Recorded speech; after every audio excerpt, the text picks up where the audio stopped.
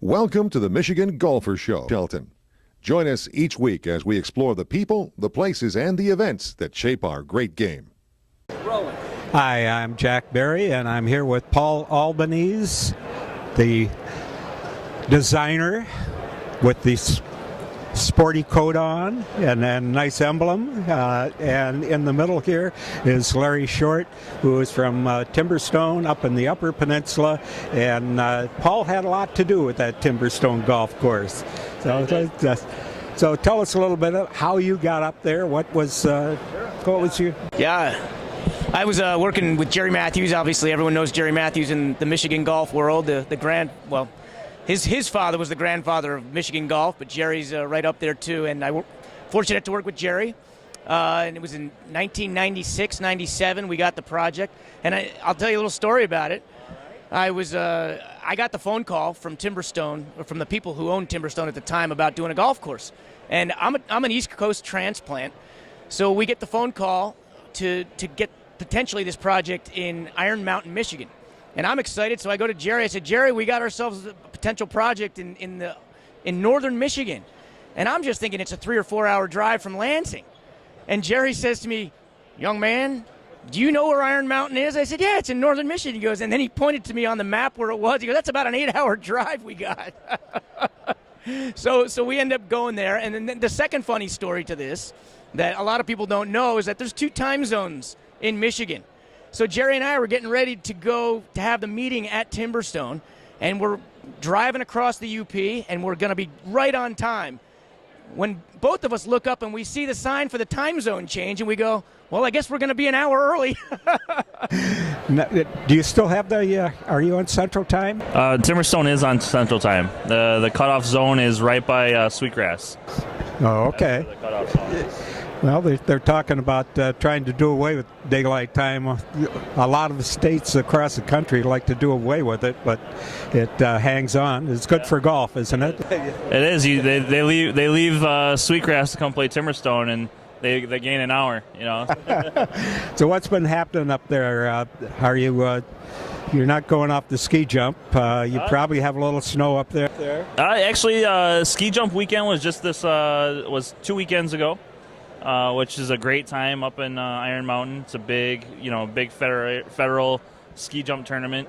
We got skiers from all over the country that come out. But other than that, the ski hill's still rolling. It's been a busy day up there today. We got some specials going on at the resort, and the golf course is looking in great shape. We were just out there, trekking through some of the leftover snow. None of the holes have very much snow left on it. Number 5, I almost pulled my clubs out to start playing, but the ground was still a little too hard. I didn't want to break anything. Well, Paul, in the design of the golf course, you had an idea of going up and then down. Yeah, that was the trick. Down the mountain. Yeah, that was the trick. Again, routing the golf course was the key to that project. Was how do we get up the hill and down the hill in a way that's not going to have golfers, leaving and not wanting to come back. So what we ended up doing was traversing up the hill, kind of sideways, if you will, kind of back and forth up the hill, which worked out great because we got to the top of the hill. For the final 2 holes, we're able to play right down to the clubhouse. So 17 and 18 are 2 downhill holes that I think leave the golfers with really positive feelings when they leave the golf course, especially 17, which you can see for, I don't know how far away you're, 30, 40 miles. 30, 40, 50 miles, yeah. Beautiful back and forth, right? Yeah, the golfers love those last 2 holes.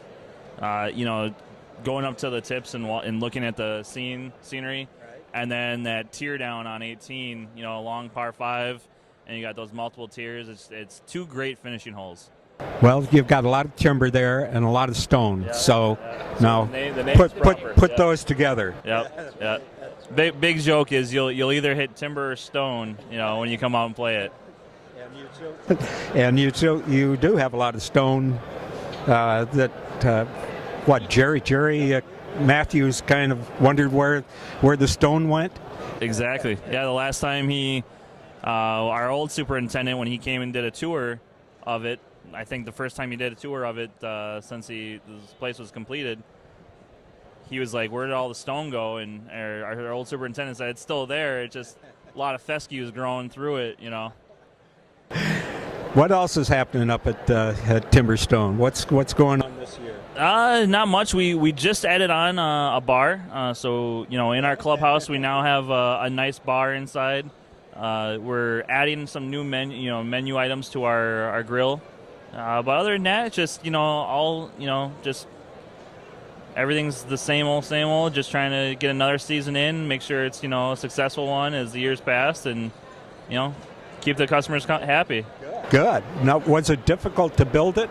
To build the course, probably one of the more difficult projects that I've worked on in my career. Honestly, we didn't quite know how much rock was really under the soil. As you don't know on quite a few golf course projects, it's never possible to tell how much there really is. And when we got into the building of it, we realized, the joke of it was we were building a golf course on a rock quarry at one point. So that became a real challenge as to how much rock can you really get rid of. We contemplated putting topsoil over the entire golf course or sand. There were a lot of different ways to go about it, but again, money being an issue, we had to figure out what was the most economical way to deal with these rocks. I think we achieved the goal. We kept it within a reasonable budget, but the construction was definitely a challenge for ourselves and the contractors who did that. Did you lose a lot of blades on the on the equipment? We did a lot of blades and a lot of tracks on the dozers. Yeah, and the poor shapers. You talk to any shaper or operator about operating on rock, your back's not feeling very good for the next few weeks. So it's not easy. So. The grass has grown very nicely over it, and I played there last summer, and it's in wonderful condition. Yeah, it was a lot of fun. Yeah, the course is actually it's one of my favorite designs that I've done in my career. It really has a lot of variety. You go up, you go down. The greens have some different contours. So I enjoy getting back up there and seeing it when I do get to see it, which is every so often. So I'm looking forward to seeing it this spring, and it'll be fun to play again. Well. Now you have the course record, is that right? I do have the course record, yes. Absolutely. That's right.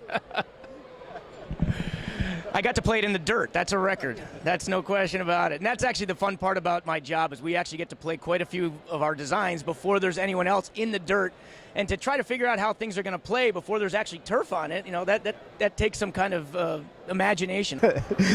Well, did you hit any rocks when you were? Put it this way: I didn't bring my number one set of golf clubs there when I would play in the dirt. I usually would bring one of my brother's sets of clubs. How about Larry? Have you had any problem losing any club? Rocks? Actually, there is some areas where you got some tree roots and everything. I've had my fair share of trying to go for it in 2 on 18 with a 3-wood from the rough, and I'm right next to a tree, and I'm like, I got this, and next thing you know, club digs in, and all of a sudden you hit a root, and all of a sudden your wrist snap, and you're like, maybe not the smartest idea. Yeah, and I'd say I don't think I've seen anybody hit, even some of these tour guys hit the ball as high as you do. It's one of my. I get told that a lot. Even with the loft on my driver and everything, I can still get that ball way up in the air.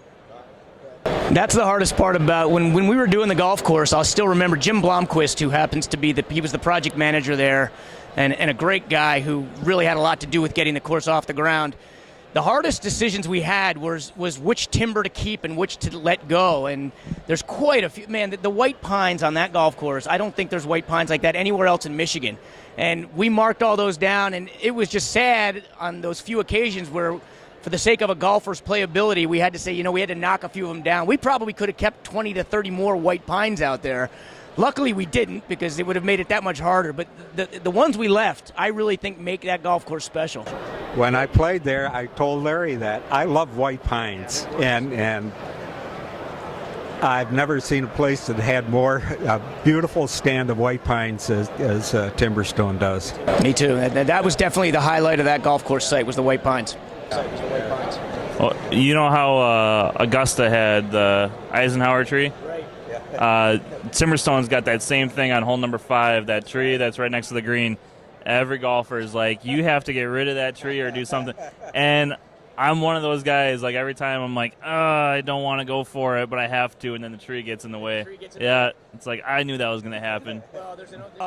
Here's a Pete Dye story for you that Pete will often say. There's 4 guys in a bar, and 2 of the guys are complaining about a tree that Pete Dye left, and 2 guys are loving the tree that Pete Dye left. And Pete walks into the bar, and they look at Pete and say, "Hey, Pete, we're having an argument about your tree. How do you feel about it?" And Pete looks at him and says, "You're talking about it, aren't you?"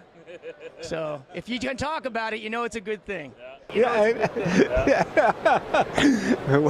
Well, that tree at Augusta went down. Yeah. That was a storm did it.